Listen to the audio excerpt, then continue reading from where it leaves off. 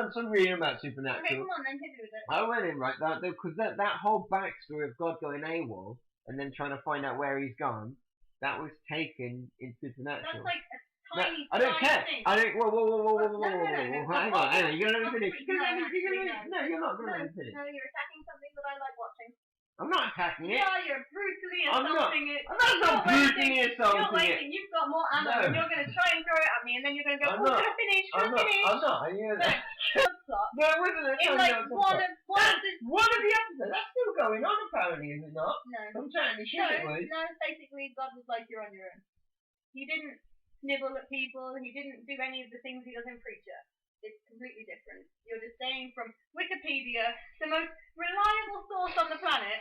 You know what? You probably went in there and wrote that shit yourself. I did not. So that you can go, look, it's on Wikipedia. I don't need I to. didn't make it up. No, it was on Wikipedia. Wikipedia is very handy. Right, anything to do with Supernatural. You tried to read Black Hole that you bought. Oh yeah. And the artwork was shit in comparison. I mean, I liked the whole black and white thing, but I thought that a bloke was a woman, and then I thought that bloke was the same bloke before, and they all looked the same. But they had real feeling, the characters in Preacher. Like, even if when you would go back in the story, even if someone had like longer hair or like another arm, there's something, anything. You know, you don't just have that one defining feature. They are that person. Yeah. Like, to me, Tulip was really very real. Even Cassidy. Why then? Why would you say Tulip? Because she got angry. She had emotions. She had. When she had arguments and things, she wasn't just two-dimensional. She was really well fleshed out. Like, you learn about the past and you really get a feel for them. Because look, if you had to sum up all the stories, right? I'd say the first one was where he gets his powers. That's alright, don't matter. The first one was where he gets his powers, yeah. The second one is where he ends up going back home. Just to synopsize it, yeah. And he meets his family was fucked up. His family was sort of. I was very scared. You know, and that takes a lot to get me scared. The coffin. Fuck. Oh man! And Jesse Custer had the coolest partner ever. John Wayne. I almost forgot about John Wayne. It was almost because that was almost like, I don't like it when comic books or movies steal stuff from comic books and movies. That whole scene with John Wayne was taken from True Romance, which basically True Romance was a film directed by Tony Scott. And it's where the lead character, played by Christian Slater, they're on the run from drug dealers, and he keeps seeing John Wayne everywhere. I think it's John Wayne or Elvis Presley, but I think it's John Wayne. He's like, "How you doing there, kid?" Oh no, it's Elvis Presley. He's like, "Alright there, partner, how you doing?" And I like the fact that it wasn't completely ripped off on, because when he first cropped up, I was like, oh god, this is taking an awful lot from True Romance here. But it was done in such a way. What? No, it would. I don't know. Like it wasn't ripping it off, but it was going into another layer and another depth of it. You know, does that make sense? Yeah, kind of. And like I like the whole like, even throughout each and every 8 parts, it still kept up the momentum of the story. You know how it didn't how there's normally you can say there's like one bad part and you'd advise people not to go read it. You know, but with this one, it all made sense, and like. I was just so glad the way, like, you were there when I finished reading it, and I was just so happy that they'd actually taken the time and stayed true to the characters, which you hardly ever see, which is one of my main, like, for me, I'm sorry, but the thing, my big thing that I've got against Supernatural is the fact that it doesn't seem like it was well thought out, like there was one story to make it last throughout the whole season, you know? And they're going to carry on. Like, Supernatural's going to carry on going for like 20 seasons or something ridiculous. And that's what happened with 24. You know? And that's what happened, unfortunately, with Deadwood. Even though they only did 3 seasons, the 3rd season was it wasn't brilliant, but it was far below par. And like when you look at things like Oz, The Wire, and other really good, like Fawlty Towers, you know, like other really good, well-respected TV shows, they kind of have like they stop making them.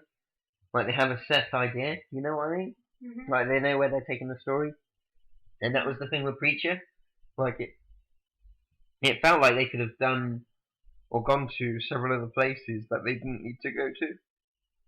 You know, like doing it just for the sake of doing it and just for money. Does that make sense? I don't know. Maybe like you know, like was there a bad part? Like, did you feel at any point where you could just like not know, if that makes sense, where you could just walk away from it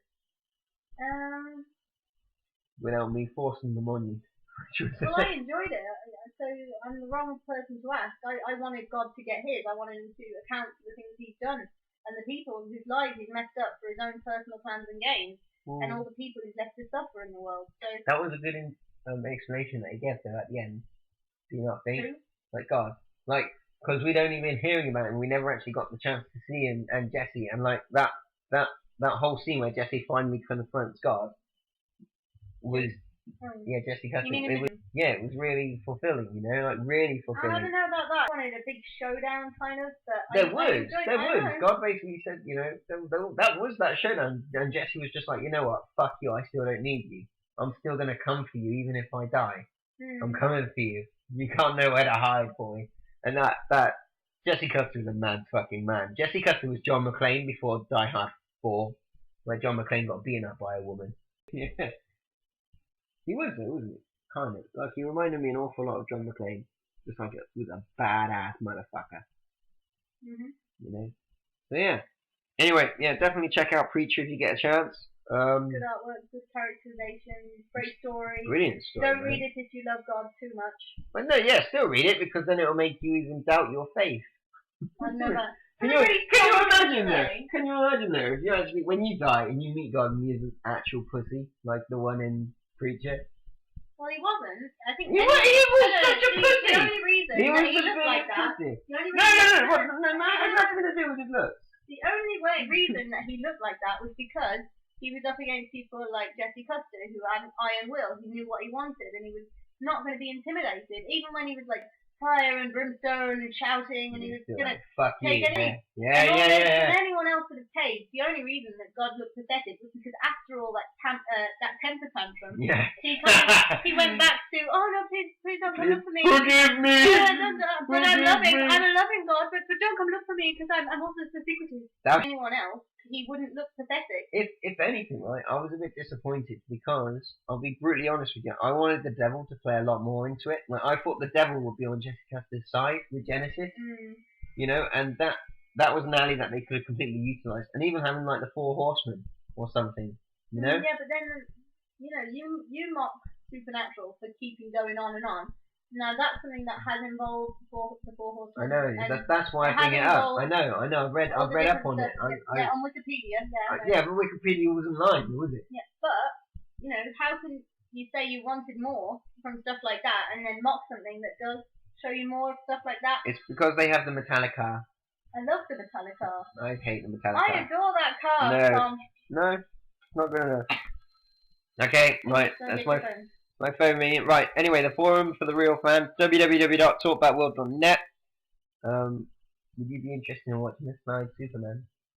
You don't even care about Superman, do you? Sorry. Not really. That doesn't faze you in the slightest. No, I'm not even.